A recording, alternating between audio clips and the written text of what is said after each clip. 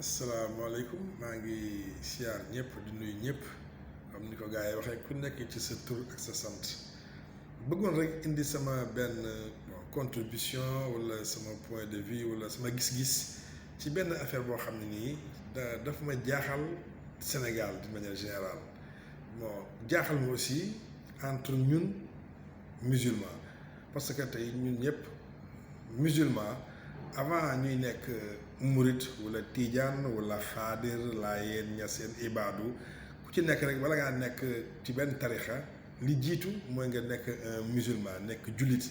te man j'ai vu que ni entre jullit da ciy am kujjee goo xam ni man dama ko mën la comprendre ba léegi parce que ngay xool diggante sax musulman ak moroom ma tey musulman muy murit muy tiijaan muy ibaadu laayeen ñaseen li ñu mën a muñal sax seen dëkkandoo bu dul musulman moo xam muy chrétien wala muy athée lu mën a doon li ñu ko mën a baal sax parewuñu pour baal ko seen mbokku jullit muy affaire bu ma jaaxal quoi tey musulman lam mën a baal catholique bu ko romb wala beneen ku mbokku diine bu ko romb lam ko mën a baal mënu koo baal mbokku moroomu jullitam tey murit day taxaw wala tijaan taxaw bu leen ibaadu rombee nañ koy xoole wala commentaire yi def ci ñoom mais danay sax jaaxal duñ ko sax def un chrétien buy romb te je me dis que ni ñun ñoo bokk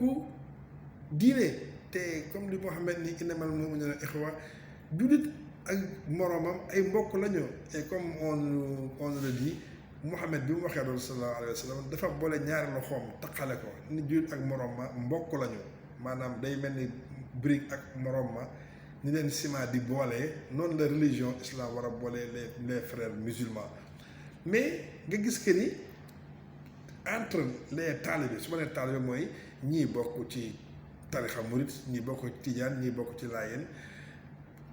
ku ci gi may wax noonu man dama ko mën la comprendre ma xool xaw ma lu tax mais dafa am benn moment ma ni peut-être suñu kilifa yi diine yi am nañ ci wàll parce que man je me dis que ni tey muy kilifa murit wala kilifa tiijaan kilifa laayeen nangam am na nuñ doon doxale dinañu wan yoon wi seeni taalibe dama ci jël rek beneen exemple mooy dama xoolaat gisuma suñu kilifa yi diine yi entre ñoom ñu seq yenn yi su ma nee seq yenn yi waxuma kii xewle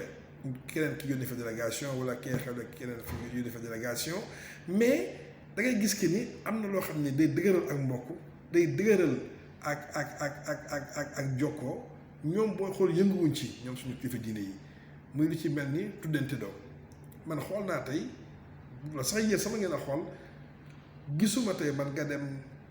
Tiwaawan gis fa sëriñ Xaadim si wala sëñ Fàllu si wala sëñ Mouhamad Lamine Baara si wala nga dem Touba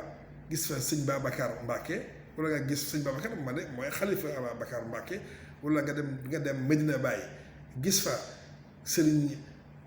Mourtala Niass wala nga dem fenn laa ko gisee mooy suñu mbokk laa gis benn exemple mooy sëñ Ablaye Thiaw Laye tuddee sëñ Cheikh Mbacke doom mais à part loolu gisuma suñu kilifa yi diine yi tuddante doom wala ñu jëlante ay soxna te loolu man je me dis que bu ñu ko defoon ñoom dina tax tey taalibe su naree wax lenn moroomum taalibeem ci beneen tarixa dañu man kër kii du ma ko sañ a wax lenn parce que sama sëriñ bi may yaakaar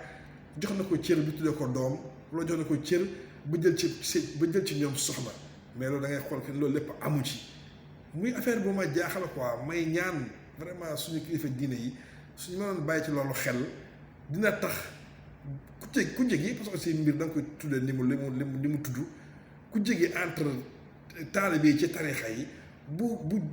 jokkalante googu amoon tuddante doom ngi jëlante soxna nangam bu amoon dina tax tey taalibe yi gën a oyofal seen loxo gën a booloo gën a jàppante gën a joxante cër loolu mooy lu ma bàyyi cër daal lu ma bàyyi xel